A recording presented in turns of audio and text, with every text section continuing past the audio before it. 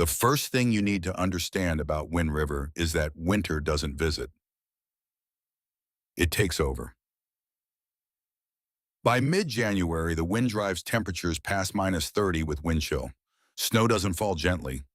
It builds. It stacks in deep walls along ridgelines. It buries fences.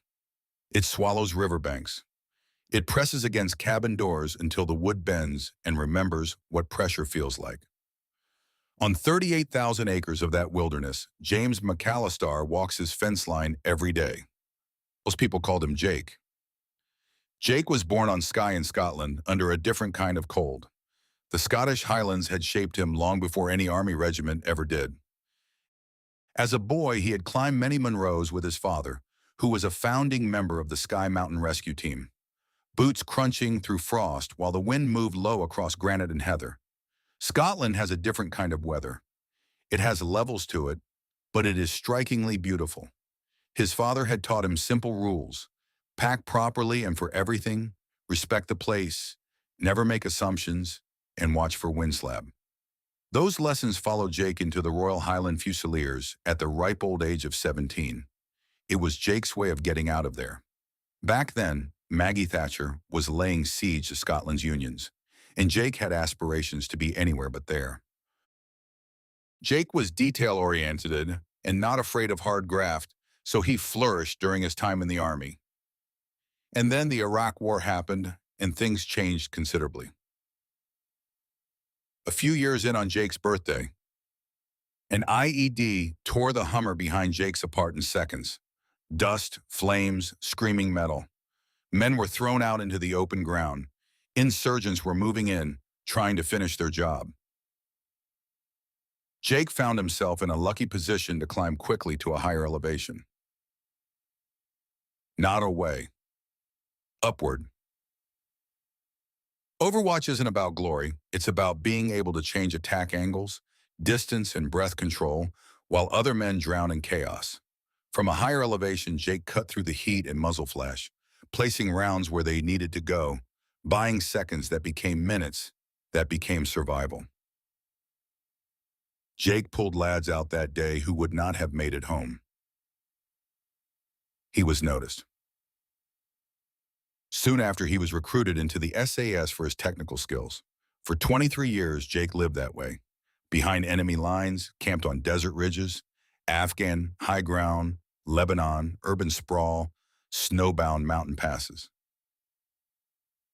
He learned how men move when afraid, how they react under pressure when they believe they are being watched, how to dominate a space without ever stepping into it. He became clinical on distances out to 1,500 yards with that rifle. But more importantly, he learned patience. He had been specializing in warfare tech and knew he wanted his work to be useful. He also wanted space to breathe, away from prying eyes.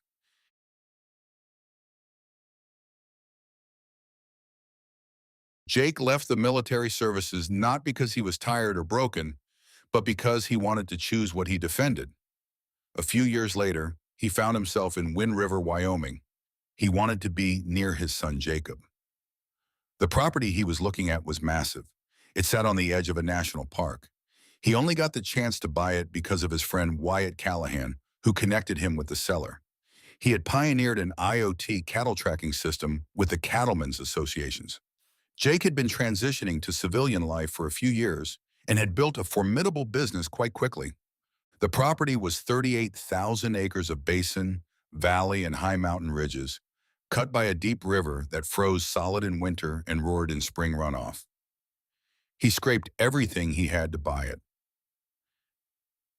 The back valley was huge and deceptively flat, big enough to hold something ambitious if the wrong people saw it. Jake saw it first. That was why he bought it. One of the first jobs was to close the back valley off with young pine tree saplings that first spring with Jacob. He had a sixth sense about those kinds of things. Jake renovated the cabin himself, spending nearly 2 years working on it with diggers and all sorts of equipment. From the outside, the cabin just looked like a timber and stone cabin, smoke rising from the thermal store chimney in winter. It looked modest. Quiet, that was deliberate, but it was bigger than it looked, having a lower triple basement with external access from the back. Underneath the cabin, Jake had fortified it with auto start, backup generators, solar battery banks, and a lot of equipment that was probably classified. Every entrance had a mudroom entrance with biometric access. A reinforced steel panic room sat off the hallway, hidden behind paneled wood. The cabin sat in a landscaped corner of the meadow, fortified on two sides, and beside it sat a sunken three-bay garage large enough for snowmobiles, side-by-sides, and other estate equipment. And beneath all of Jake's property was his own IoT mesh network. Hundreds of active nodes stretched across his entire property. Acoustic sensors, thermal cameras, seismic pads, signal detection arrays, environmental monitors, and trail cameras. Everything fed back into a hardened server stack in the nerve center in the cabin, encased in steel. With Jake's nodes, the land was listening.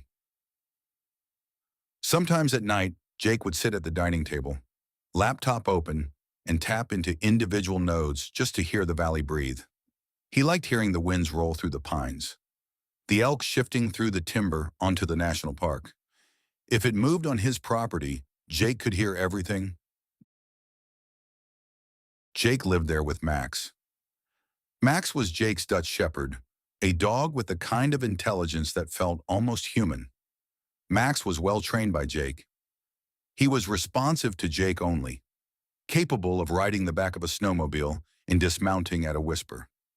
Max heard what Jake's mesh network didn't. After Christmas, Jake's son Jacob stayed for a week. Jacob was 15 now. A long-limbed boy, he was strong, quiet in the way boys become when they're studying the man in front of them. They rode for over an hour that afternoon, having fun, cutting clean tracks through powder trails Jake maintained. That was when Max heard something up ahead and signaled to Jake. Not wind. Engines, high compression. Aftermarket tuned. Jake slowed. Max lifted his head, scanning up ahead. They crested a ridge and saw half a dozen young riders blasting up near the cornices and the summit line at the far edge of Jake's property. They were good riders, strong, aggressive, and fast. Still on his land, though. Jake rode toward them steadily. No rush, no dramas. They saw Jake coming and cut their engines. "You're on private ground," he said calmly. Snow had buried sections of his fence weeks ago. Signs were half covered. They claimed they hadn't known. Jake didn't argue. He simply held their gaze long enough for them to understand he did. Eventually, they signaled their retreat, turned and rode toward the national park boundary. Jacob watched them go. "You gonna let that slide?" "For now," Jake said. Later that day, Jake and Jacob rode back up with tools and repositioned the signs higher up in the trees. Snow could bury a fence easily in there. It couldn't bury a sign mounted 15 feet up on a pine tree. But the young riders weren't the problem. The real problem came a week later, just after Jacob had gone back to his mother's in Billings. Max woke Jake at 1:30. Not barking, alerting. Jake pulled up his mesh network, which was already showing alarms.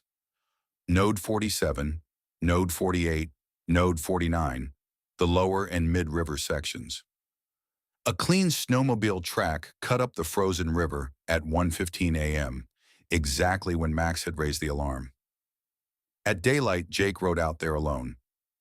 4 miles in, he found a dead, pregnant mother elk. Field dressed poorly, meat stripped to make it look like it was poached. Jake could see that they had left too much behind. That wasn't subsistence, that was bait. Jake documented everything, logged GPS tags, took photos, timestamps. When he got back to his cabin, He flew his drone out to get a clear bird's-eye image and then filed police reports. 2 days later, Carrie Morningstar arrived on a snow-tracked 4x4 with steaming coffee and a nice smile. Carrie is the Livestock Commission deputy and the Burnt Rock Reservation liaison officer. She expected Jake's cabin to be sparse and cold inside. Instead, she stepped into a warm, functional, and intelligently built cabin. A large open-plan kitchen with professional-grade equipment, clean lines, and thoughtful spacing. Jake showed Carrie his footage. Drone imagery, thermal overlays, river access patterns. Carrie was very impressed by the level of intel Jake had gathered. They then snowmobiled across to the kill site. Carrie took a moment and knelt down beside the animal, resting a gloved hand briefly on its shoulder. Not sentiment. Respect for the gift it gave. They moved to another kill site. Professional spacing. "These aren't amateurs, Jake," she said quietly. Jake nodded. "They're deliberately drawing down predators. Wolves, mountain lions, maybe even draw bears out of hibernation if nearby. They are trying to destabilize wildlife corridors through to the national park. That wasn't random poaching. That was a strategic disturbance." Jake and Carrie made a plan for the following night to stop this. That following night, they took Jake's snowmobile up near the back pasture and hiked up in knee-deep snow, and they then dug into a snow hole overlooking the frozen river. A skill he remembered from his childhood with his dad in the Cairngorm Mountains back in Scotland.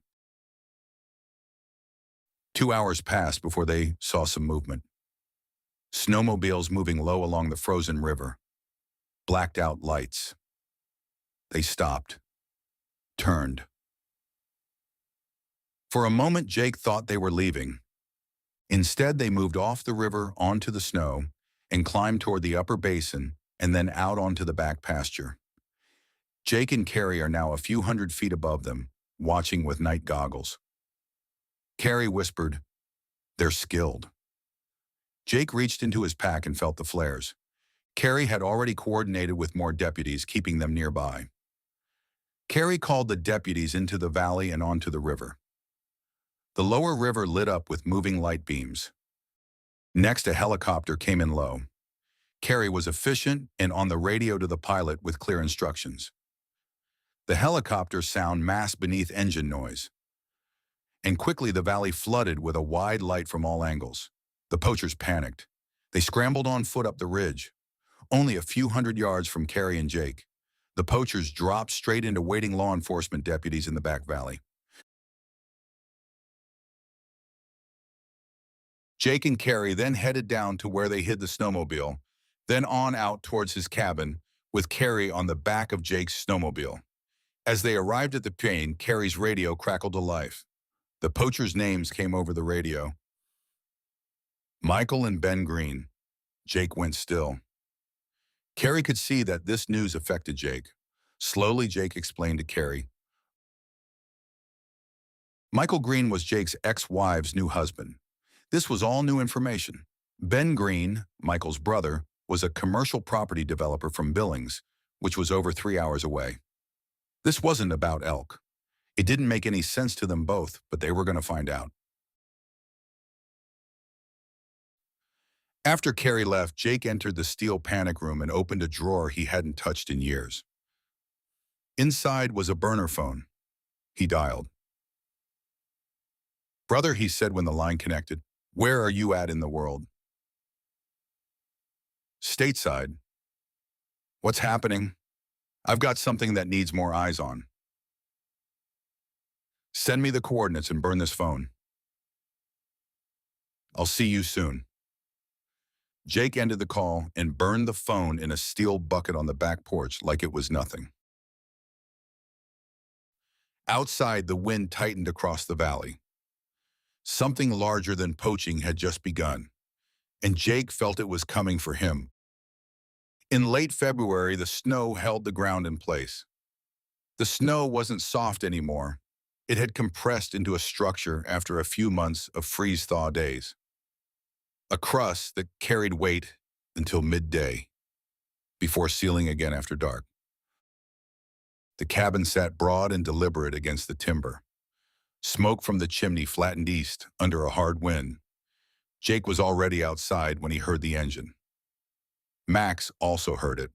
Not barking, just a shift in posture. Head lifted, ears forward. Jake followed the line of the dog's attention toward the access road up to the property. Low compression diesel, tracked moving snow. Jake knew this was a conversation someone needed to have in person because it wasn't easy to reach the cabin in winter, and the only way in was a tracked 4x4. Jake could hear it working steadily towards the cabin. He didn't move toward it. He waited. The 4x4 pushed up through the tree line slowly, snow thrown heavy from its tracks. It was Carrie, and she handled it well. No rush, no wasted throttle. As she got closer, Carrie killed the engine, then silence returned in layers. Jake stepped forward. Max stayed at his knee. Carrie stepped down from the vehicle. She scanned the clearing once before speaking. "I'm sorry to arrive unannounced." "You didn't call," Jake said. "I wouldn't come if it wasn't worth the drive." They went inside.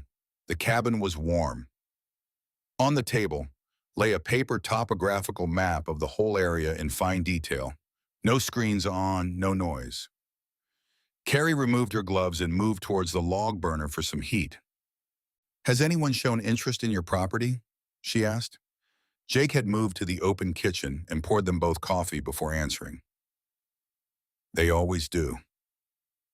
This one isn't casual." He looked at her properly now. "What kind of interest?"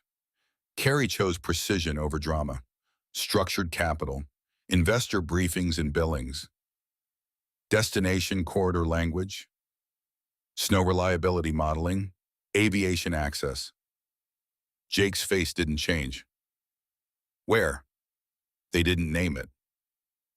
They didn't need to. There was only one contiguous body of land within range of Billings that held the right elevation, the right snow retention, the right air approach geometry. Carrie held his gaze.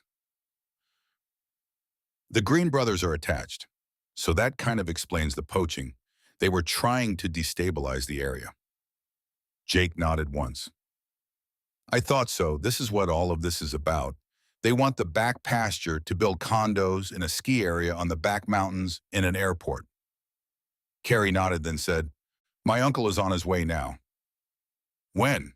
Jake knew how hard it was to get into the cabin at that time of year and wondered if he should go to him. "He's on his way now and will be here very soon." Jake offered to go pick him up in his helicopter, explaining the access in winter, which Carrie had just driven a tracked 4x4 to get there. Carrie laughed. "No, I don't know if he'd take you up on that."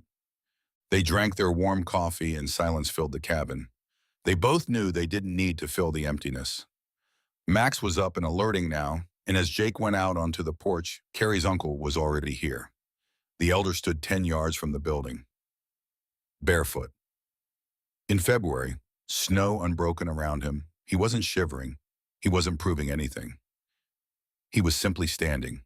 Jake and Carrie went out to meet him and slowed their pace without meaning to. "You're barefoot," Jake said quietly. "I like to ground myself on good ground." Jake looked down at his own brunt boots, then back up. "Land should hurt a little in winter," the elder said.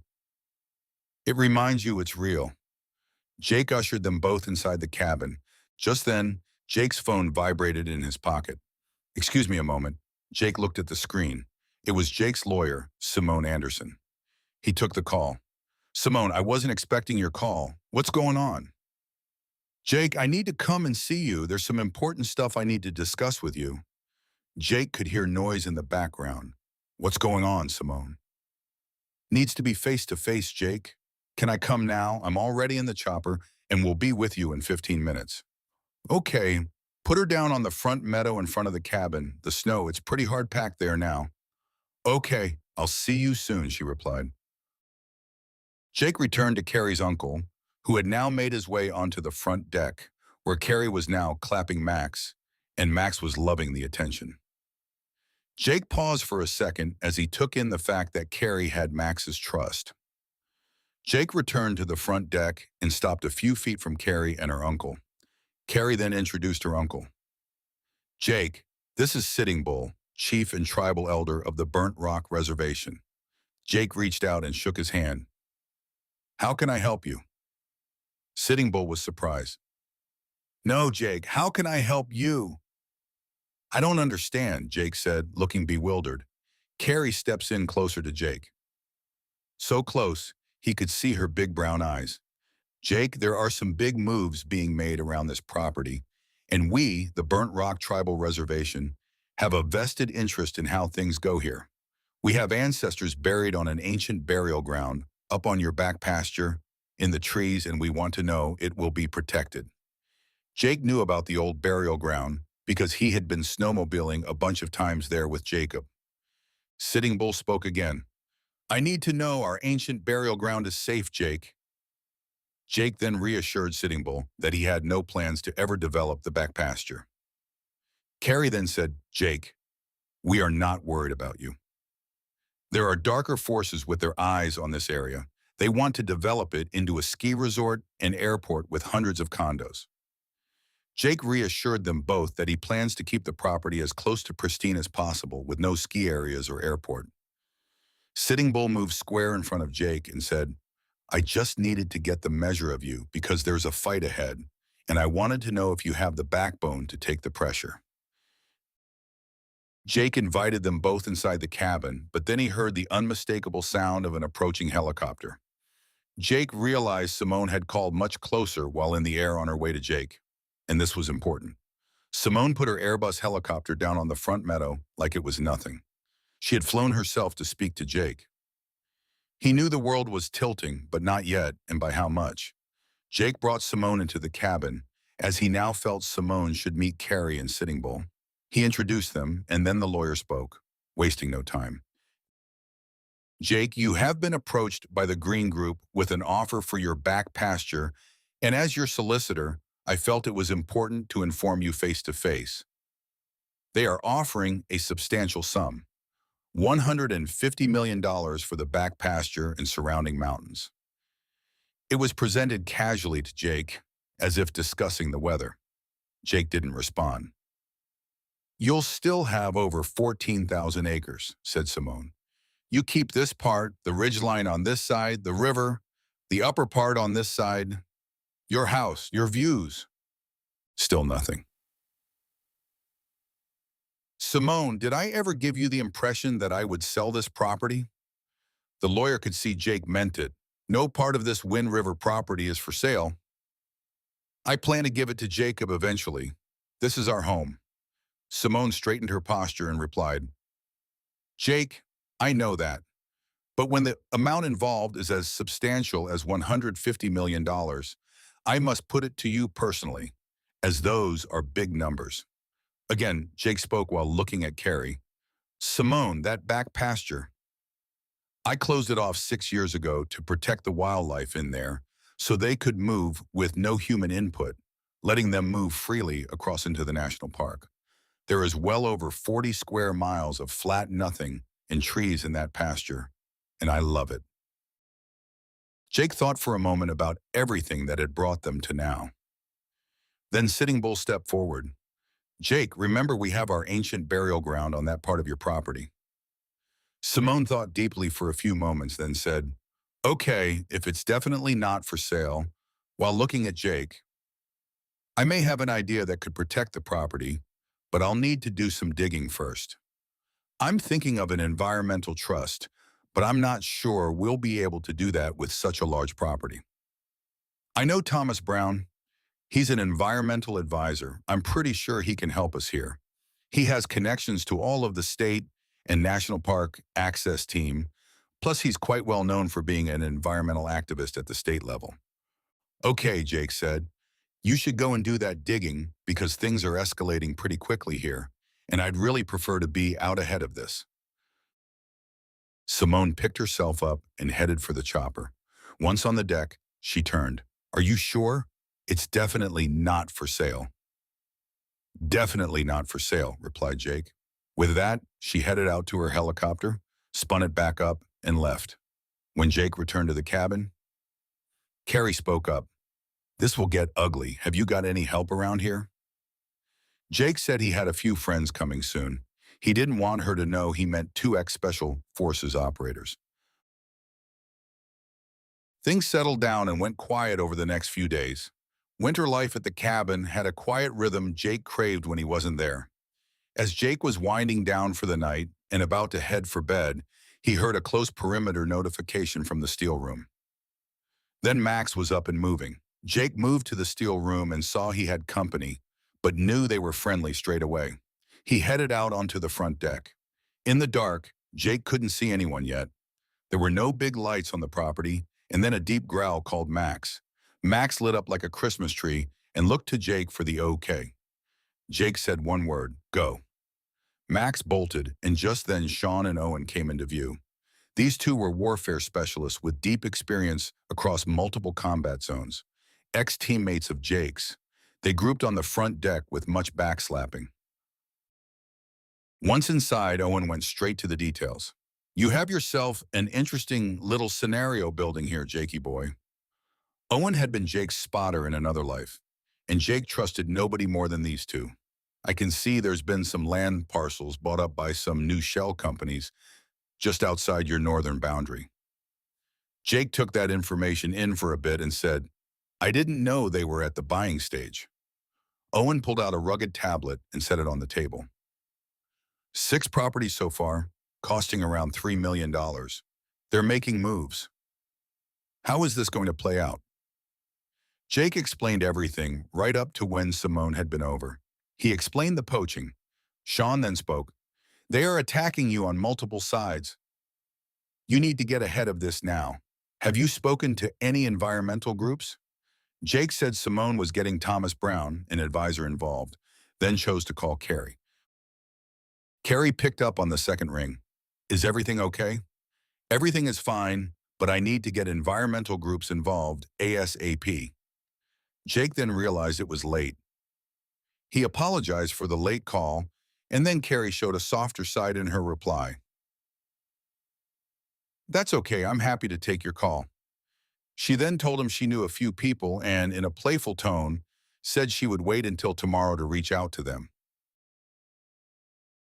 2 days later, early in the morning, Max was up, alerting Jake, and they went outside to see if they could see anything. Jake could hear snippets of an engine on the wind, well over a mile upwind, inside the property, but not revving like a truck or 4x4. It was steady. Jake moved to his server room and pulled up his IoT mesh network. Along the southern boundary on the national park side, but inside his property, seismic vibrations were being cataloged by his nodes 47, 48, and 49. And even across the river on the cabin side, nodes 14, 15, and 16 were showing motion and seismic triggers on the mesh network. The trail cameras showed a tracked vehicle passing an hour earlier. Jake headed down into the drying room in the garage under the cabin to put on his snow gear and warm up his snowmobile. He headed out onto the snow and over the front meadow to where the engine noise was coming from. Max had been told to stay on the front deck. Jake made his way over too, and then up the frozen river in the direction of the noise. On arrival, he saw it was a geotechnical survey unit. As he approached, the engine quietened down to an idle. The two operators stepped out in heavy winter clothing. Jake wasted no time. You're drilling on private property. The smaller of the two said it was a geotechnical survey for the national park. Jake cut him off quickly. You're not in the national park. This is private property and all the way over to that southern ridgeline. Pack up your shit and leave now. The larger operator stepped forward. Look, buddy, we are just doing our job. Jake cut in quickly. If I came and drilled on your front lawn, what would you do? If you've been contracted to drill in the national park, you're a mile out. Pack your shit up and leave now. Just then, Jake realized Max was at his side. The operators took a moment to inspect their maps, then said they would run it up the chain to someone more senior and leave now. Jake waited a while with Max perched on the back seat pad of his snowmobile. They watched them dismantle equipment and prepare the machine to leave. The track machine then crawled into the national park and slowly out of sight. Jake made a mental note to inspect how they had entered his property and improve his IoT mesh network. Jake pulled out his phone and called Simone as he watched them leave. Simone, I've just removed a geotechnical survey rig from my property. They claim to be doing work with permission from the National Park Authority, a mile inside my property line running right up on the south bank of the river. Where did they get the green light to do that? Simone then said, you are not going to like this, Jake, but the National Park Authority has opened up a consultation to release some easements on your southern border. I heard about it last night and was going to call you this morning. Without thinking, Jake said, open a new shell company out of Delaware and take those easements as quickly as possible, but negotiate them in private, keeping my name out of it. If the Green brothers get property all the way up my southern boundary, they can squeeze me from the south, plus it will affect wildlife migration from the national park. Use the wildlife protection as your leverage, and we'll need that environmental company you know, as this needs to go public. Simone said okay, and he hung up. He called Carrie straight after.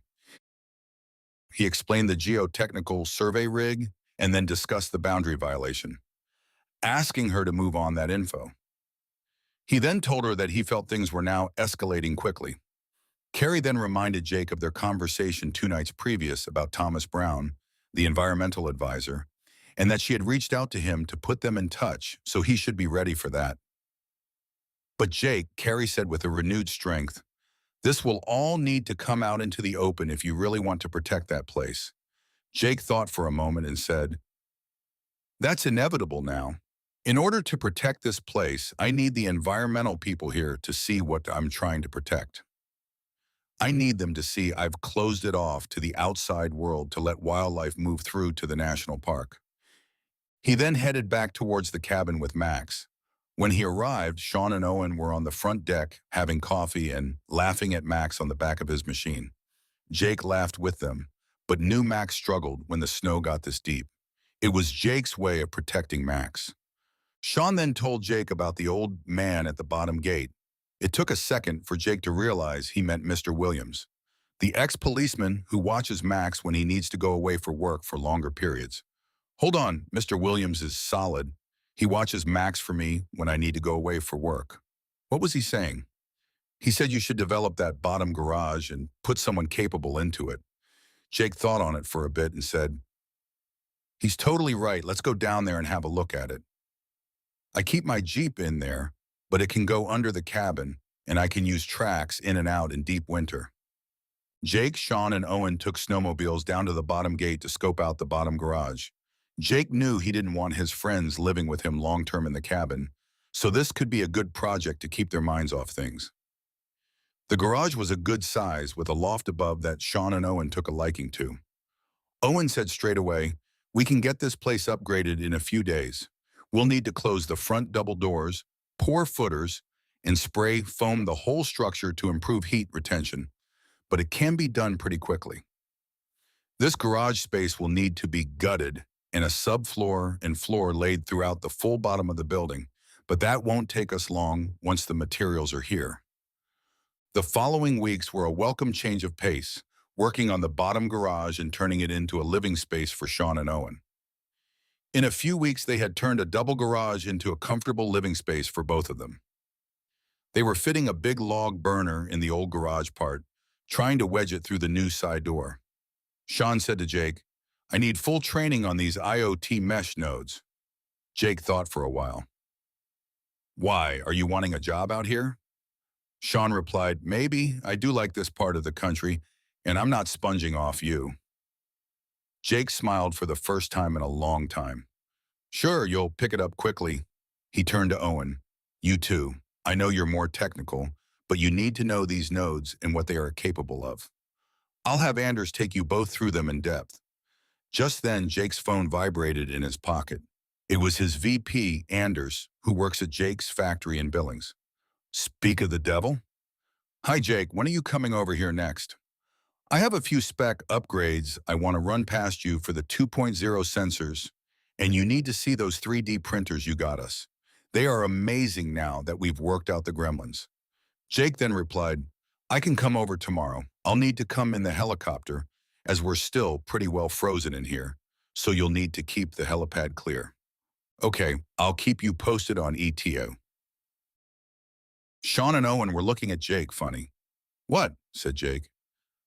We've been here a few weeks, and this is the first time you're mentioning you have a chopper? Yeah, it's not the flex you think it is. I keep it because it compresses time for me. I can be in Billings in under 50 minutes on a good day. I can go to the factory, see Jacob, and be back all in the same amount of time it takes me to drive one way. Both Sean and Owen then nodded in agreement. Still a few $1 million flex, Owen said. Where is it? It's in a shed on the back pasture, in a clearing in the trees. I use it to minimize wasted time. In winter, it can take over 5 hours to drive to the factory, so that's a huge time saver for me. It keeps me here more. I need to go to Billings tomorrow, so if you two want to tag along, I'll try to get some time with Jacob, and we can all grab lunch at Enzo's over there, said Jake.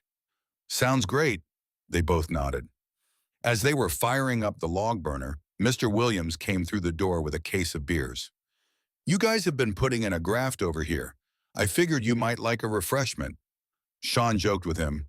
You're just keeping your new neighbors sweet. They all laughed about it. The following day, they headed over to the back pasture and into the helicopter shed, and there sat Jake's baby. His Airbus Super Puma. Both Sean and Owen let out a long, low whistle. Not a flex, he says, Sean laughing. They rolled it out of the shed on a buggy. Jake powered up the machine, checked systems and clearance, and spun up the twin turbines. 43 minutes later, they were landing at Jake's factory on the outskirts of Billings. Anders was waiting for them when they landed. Jake introduced his two passengers, and they moved into the factory. Once inside, Jake asked Anders, can you give these two an in-depth course on our IoT mesh equipment, its capabilities, operation, and connectivity? Please? I'm going to jump over to get Jacob from school, and when we get back, we can grab a late lunch at Enzo's. Can you book it for us as I get Jacob? Anders agreed, and Jake headed to the factory garage to pick up a 5-year-old Ford F-150 that was sitting beside Jake's Land Rover. On arrival at the school gate, waiting for Jacob to come out, Jake was approached by Michael Green, his ex-wife's rich husband. Jake, hi, my brother and I made you an offer for that back pasture of yours. That's a big chunk of change, Jake. Jake, unfazed by this man trying to squeeze him at the school gate. Jake said, my property is not for sale. Green then replied, well, that's stopping the great state of Wyoming getting over $500 million in taxes every year. They'll not be happy about that and will force the sale.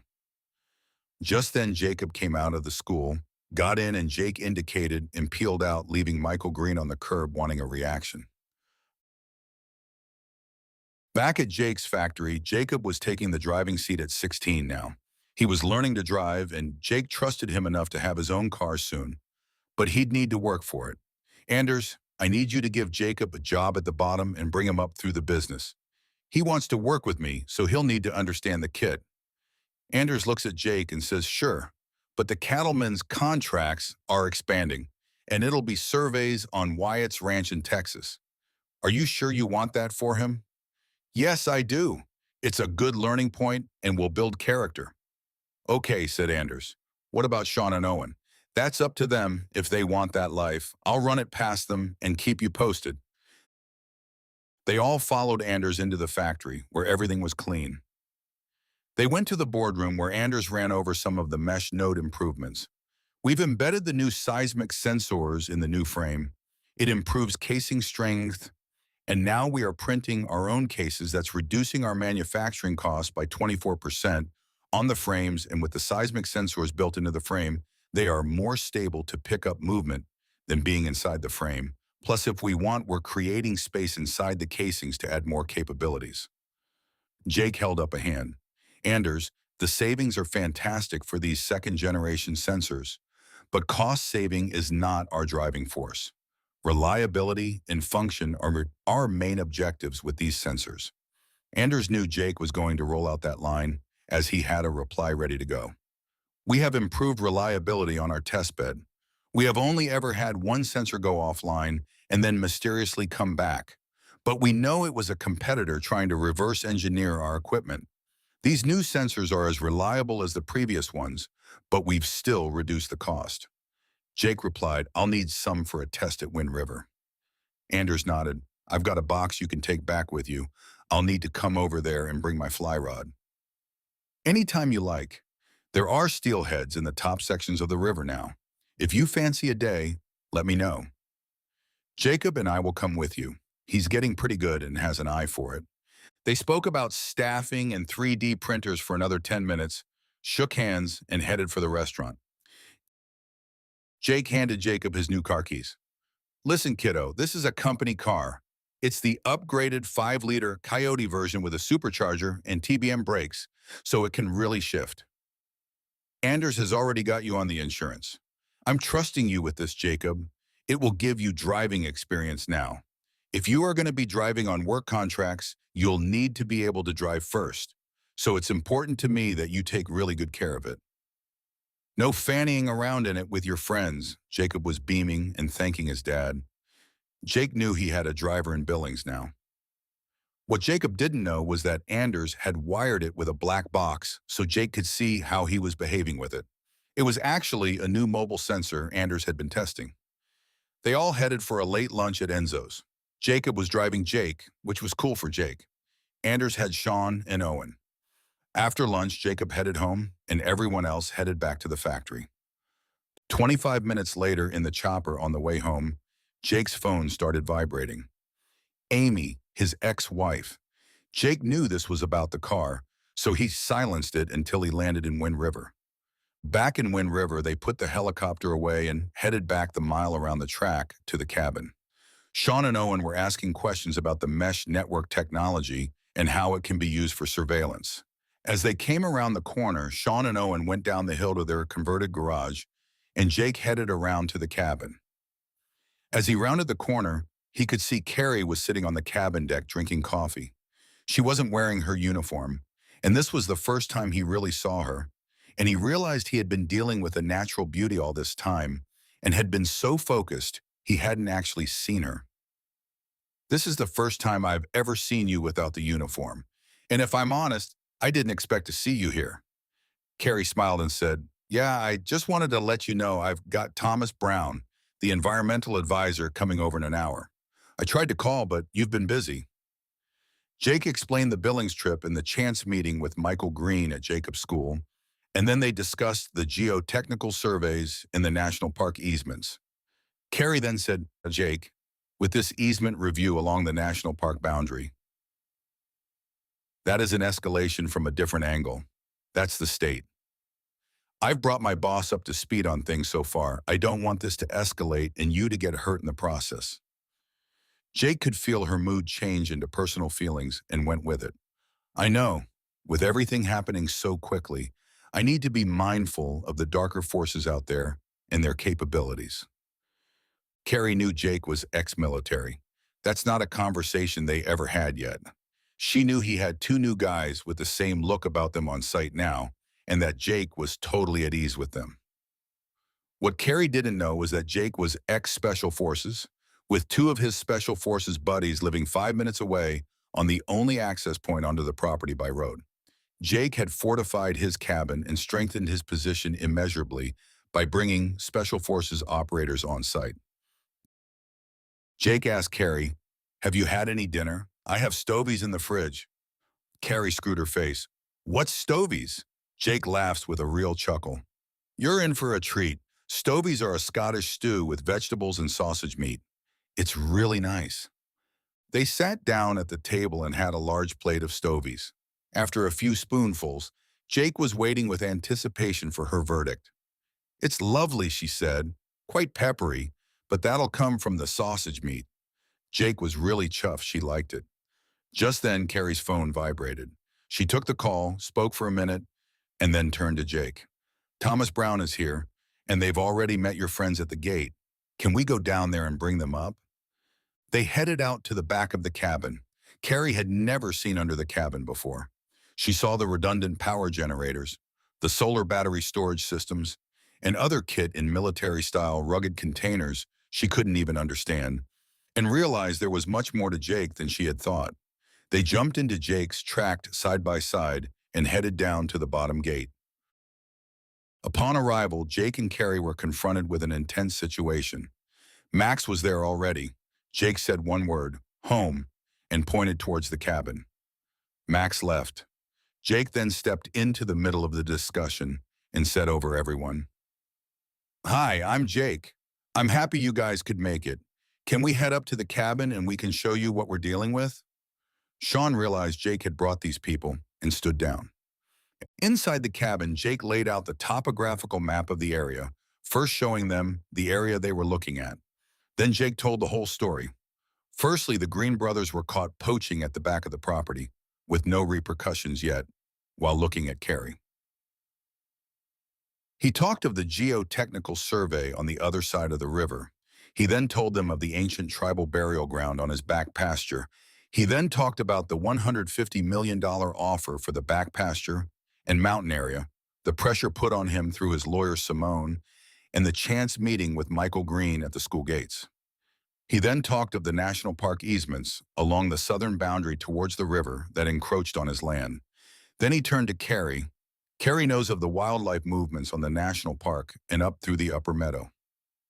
If the development of a new ski area and airport with hundreds of condos happens, that'll push the wildlife to move further east towards the interstate.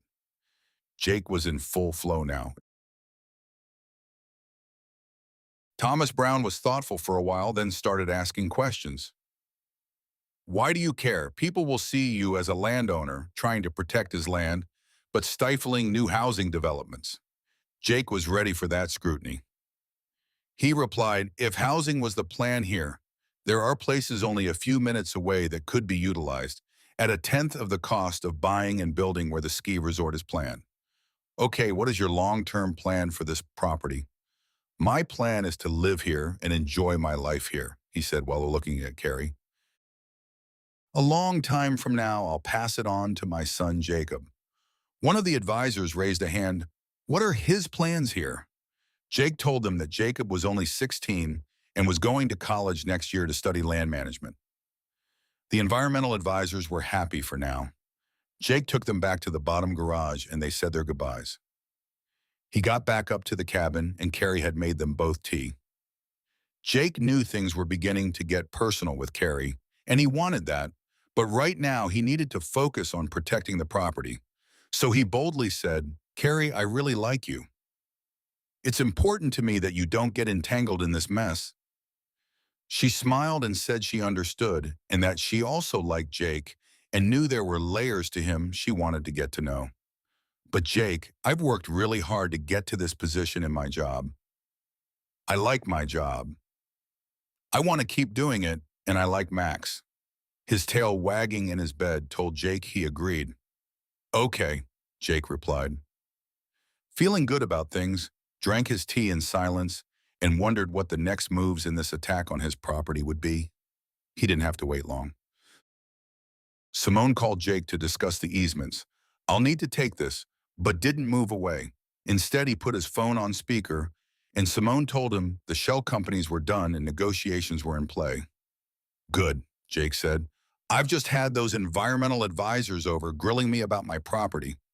They are going to push back against this development plan on social media. They don't want an airport in this greenbelt. And they also recognize the ancient burial ground as historic, as well as the fact that I closed off the back pasture with young trees when I bought the property 6 years ago. That's all good news, Jake. But you do know this is all coming to a head now, and they're getting desperate.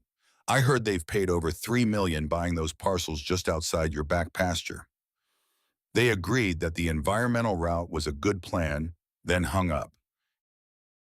After they finished the call, Carrie asked, what is the shell in negotiations? He realized he'd get nothing past Carrie, so he told the truth. I've instructed Simone to create a shell company and to negotiate deals on the national park easements.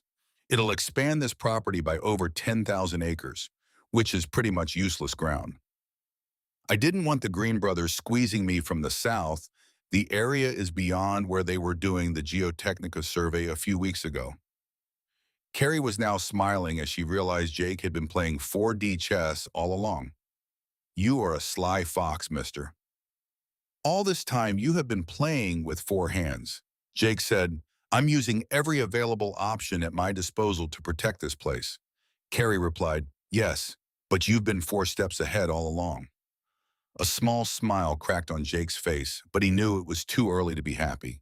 If the environmental people do their thing and raise awareness, and Simone comes through with the easements, next it's all going into a land trust. If Simone can pull that off, it should give us some protection plus help us get access to funds to protect it. Jake realized he was now thinking of Carrie as part of that future. The following morning, Sean and Owen were on the deck early. Max was alerted to them being outside, and that brought Jake out. What's going on, boys? Owen spoke first. Okay, Jakey boy, these mesh sensors you've created have very sensitive sensors in them. They have cameras. We can use them as directional listening devices, Sean said. Can Anders create a small test sample group for us that you can access? Jake paused and then said, so you want to go and plant surveillance on the Green brothers? Well, that's not really what they were created for, but the new sensors are pretty delicate and can be calibrated to be directional if that is what you are suggesting. Bingo, said Owen. Okay, I'll have Anders create a small test group of 3 sensors. I'll fly you guys over there tomorrow. I can spend the afternoon at the factory, and you guys can return and we'll fly back. Sound like a plan? Bingo, said Sean this time. Then Jake said, what's with the bingo? They all laughed it off. Jake then called Anders at the factory and briefed him on the plan. Anders said he'll have 3 ready to go in covert cases and have them set up to capture audio across a 135-degree angle, but he'd speak with Sean and Owen to ensure the audio and seismic sensors are aligned during installation. The following day went off without a hitch. They flew across with signs of spring really getting underway, and there were more ground colors as they flew. Jake knew that wasn't a good thing as access to his Wind River property would be easier as spring took hold. Jake knew covert surveillance was Owen's specialty and let him run with it. Jake then tasked Sean with making sure a few of his rifles were ready to use and fitted with good scopes and laser sights. Sean played his part, then asked, are you expecting company? Jake thought for a few seconds and said, things have been escalating around us, Sean. The Green brothers are clearly getting more desperate. Simone told me they've been buying more property around the bottom end of the back pasture to the tune of over $3 million, which proves what Owen had already shown us. The thing is, buddy, that land isn't expensive land. It's grazing pasture. I'm pretty sure they have big investors on the books now, as they won't be throwing $3 million of their own money around. Those investors will want to hear that the timeline is progressing. That may fast-track the Green brothers' approach. Couple that with spring now opening up access to the property. And yes, I want to be ready if they are brazen enough to come here. Our sensors and billings will tell a story. I just hope we have enough time. But Sean, from here on, you and Owen should live here in the cabin. Sean said okay, and headed down the stairs to the basement to sort those scopes. Meanwhile, Owen was collecting strong data from the sensors. They were hearing movement into the underground car park out of hours. They were hearing conversations and chat around the discussions. Owen called Jake. Jake, things are more advanced than you thought. Ben Green is a crazy man. He wants to burn your cabin so you have no home on the property. They're coming here to talk to you tomorrow, and they're talking about leverage. Upon hearing this, Jake was not at all happy. He called Carrie straight away, explained the new info, and said she should be on the property tomorrow. The following morning, Jake was up and on the go for 7 a.m. He liked to walk the boundary when he had a lot on his mind. Today was no different, except for the Glock 9mm handgun in his carrier. He thought about all the things that had led to this point. Firstly, his parents back in Skye in Scotland. He thought about Carrie and where that could go. He liked that. And then his thoughts drifted to his ex-wife Amy and the tangle she found herself in with her husband Michael. He knew there was something going on, but if these people think they can leverage Amy to gain favor in a forced land deal, well, they obviously haven't done their homework on him and his team. He found himself wondering how they would frame the discussion and how they would try to leverage Amy. Would they use Jacob as leverage? Are they those kinds of people who would leverage anything in all of this mess? He knew that with them coming onto the property, there was a good chance things could go really badly for them. He then thought through scenarios for how he could keep Amy out of any angles where she could be drawn into a line of fire. He spent some time working with Max in the front meadow, running him through his commands to keep him sharp. By lunchtime, Sean and Owen were on site, and then Carrie called him, bringing him right back down to earth. Jake, I've had a trace on their tail number of their helicopter, and it's just taken off from Billings. I'm on my way. Keep Sean and Owen out of sight if possible, as those optics look bad if these Special Forces teammates are on the property. That looks like you prepared for trouble. Jake realized Carrie had done a deep search on his teammates, and he felt good that she now knew. 15 minutes later, the unmistakable sound of helicopter blades came into earshot. Without a word, Sean and Owen slipped out the back of the cabin into the trees, with a view of the front of the cabin. A few minutes later, it was dropping down onto the front meadow on Jake's property in Wind River. Game time, he thought. Jake stood on the front deck, Max at his left knee. The rotor wash was throwing all sorts of leaves around. As the blades slowed, Michael Green, Ben Green, Amy, Jake's ex-wife, and then Jake flinched as Jacob stepped out of the helicopter. Amy spoke first. She obviously thought that because they had been married a while ago, she could smooth things over. Jake, can we come in to discuss things? Here is fine, said Jake, followed by, why is Jacob here? Amy replied boldly, for leverage. Jake then focused on his son. Do you understand what this means, Jacob? Your mother has brought you to a business meeting so she can leverage my love for you in the deal. Jake then noticed Carrie had walked up the access road and was standing off to the side out of the way. Jacob, go over there and stand with Carrie. Jacob motioned to leave his mother's hands, trying desperately to keep him near. Jacob wrestled his arm free and moved toward Carrie. Michael and Ben Green stepped forward. Jake, can we discuss the back pasture deal? We don't have a deal for the back pasture, Jake replied. The last time we spoke, I told you the back pasture was not for sale. Ben then said, come on, Jake, there's some wiggle room, but $150 million is a big chunk of change for some rough ground in Wyoming. Jake replied, it is, but I've put it into an environmental trust to protect the land. Plus, I've added the new national park easements to protect the wildlife that moves through the park. Ben said, Jake, this ski development will bring in over $500 million in tax annually for the state of Wyoming. And if you don't sell, well, then they'll force you to. The governor will move against you and pass a compulsory purchase law, and you'll get 20 cents on the dollar for this place. This way you get rich while keeping it over 14,000 acres of your property. We are only interested in the back pasture and the surrounding mountain areas. Jake wasted no time replying. Look, Ben, I can't be any clearer than this. This property or any part of it is not for sale. Ben quickly stepped closer to Jake and pulled a gun from the back of his trousers, now only 4 feet from him. Max is now alerting at Jake's knee. Without looking, Jake says, heel, and Max goes quiet.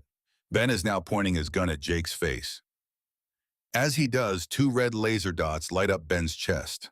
It takes Ben a few seconds to realize he's been lit up, and a few more to realize his next choice is very, very important. Jake, we need you to agree to this deal and get it done. We have big investors, and they have big expectations. Jake then replies, I've made my position crystal clear. Under no circumstances is any part of this property for sale. Ben is very agitated about this, but Jake is focused. Jake carries on. Choose your next step wisely, Ben. If you pull that trigger, you all die today. Ben lets a small flicker cross his face and Jake knows he'll back down. Ben then says, "We need this deal, Jake." Jake replies, "I don't. This is my paradise. And it's not for sale." Ben, on seeing the laser dots on his shirt, knows his time is up. "You've not heard the end of this, Jake." And the three of them retreat to the helicopter, which was still spinning. 1 minute later, they were gone. Jake let himself breathe. Before he could think, Carrie and Jacob were right beside him. Jake needed to think about all that had just happened. Carrie asked him, "Tell me you have that on camera?" Jake then thought for a few seconds, thinking of the implications of what had just happened. "Yes, I have all of that in HD. Okay, I'm going to need a copy ASAP, as I'm sure my boss will have charges to file on Ben Green and Jake. Simone will also want to see that footage. You should call her right now." Jake agrees, but before he does, turns to Jacob. "I'm sorry the way this turned out, son." Jacob is just happy his dad was okay. "We'll work it out, Dad." Jake goes to the steel room in the cabin and makes a few copies of the footage. As he comes out of the room, he calls Simone, and she answers on the second ring. "Simone, I've just sent you footage of Ben Green coming onto my property and pointing a gun at my face." Simone takes in that information and says, "This changes things, Jake. I will show the footage to the district attorney straight away. And Jake, let Thomas Brown, the environmental advisor, see this footage as well. Once they start sharing it on social media, this whole project could go away." Jake then called Thomas Brown and explained what had just happened.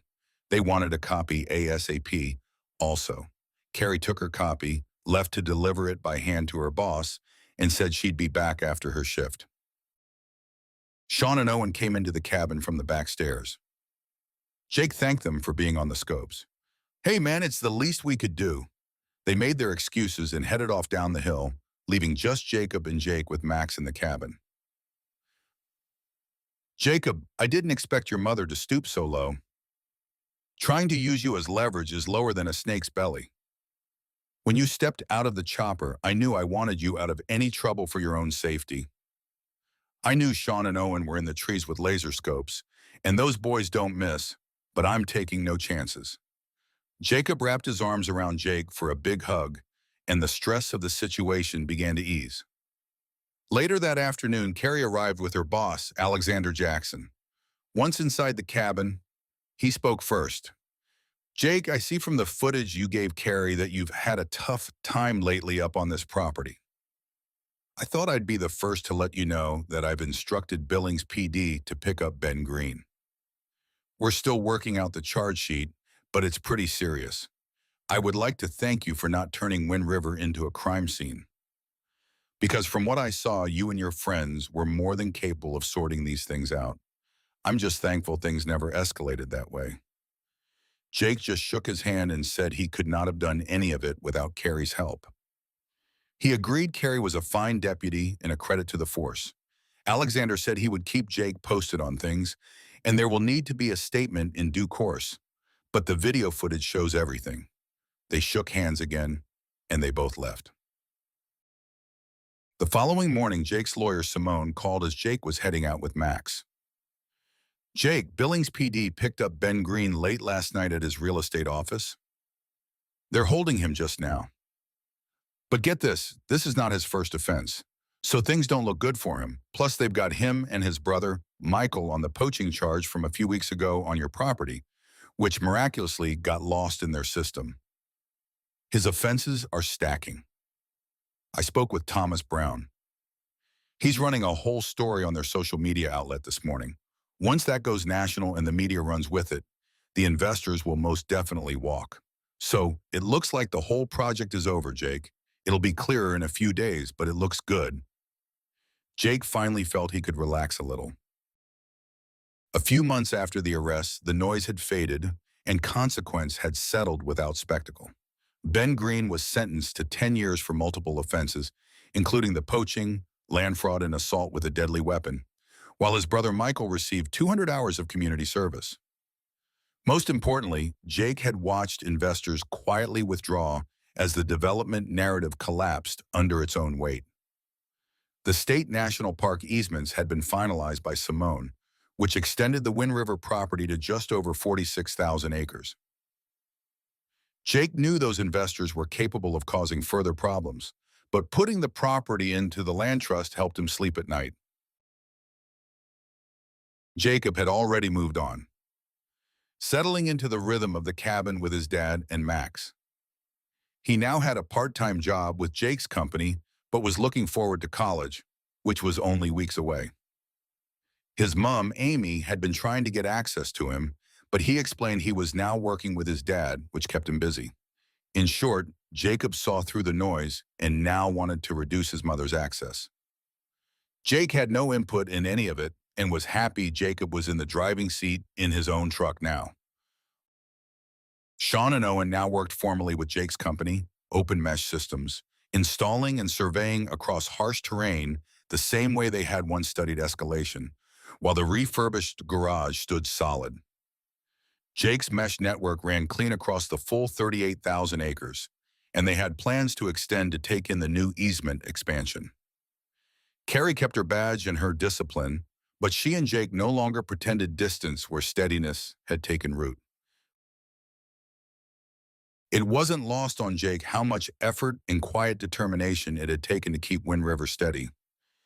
After everything was settled with the Green brothers and the property was formally in a rewilding program and environmental trust, Jake knew the property would remain intact long after he was gone. Some evenings he found his mind drifting back to that moment with a gun pointed at his face. He had stood in worse places before then, but that was the adventure of life. Jake's company now had new contracts coming online with the mountain rescue teams in Boulder, Colorado, extending the same resilient communication systems his company was well known for. He realized that the drive to improve these systems had been born from failing radios in the Scottish Highlands decades earlier. Jake often thought of his parents in those moments and had been thinking of taking Carrie to meet them. He also took a quiet satisfaction knowing the next generation of rescuers wouldn't struggle the same way he remembers his dad did all those years ago. The company was working to expand the cattlemen's mesh network in Texas. That kept Jake and the company busy, but not consumed. Life had settled back into its natural rhythm: work, preparation, evenings on the river with Jacob before college, and an easy steadiness with Carrie that required no explanation. The Wind River property breathed as it always had. And for the first time in a long while, Jake let himself simply breathe along with it, safe in the feeling that he had protected it.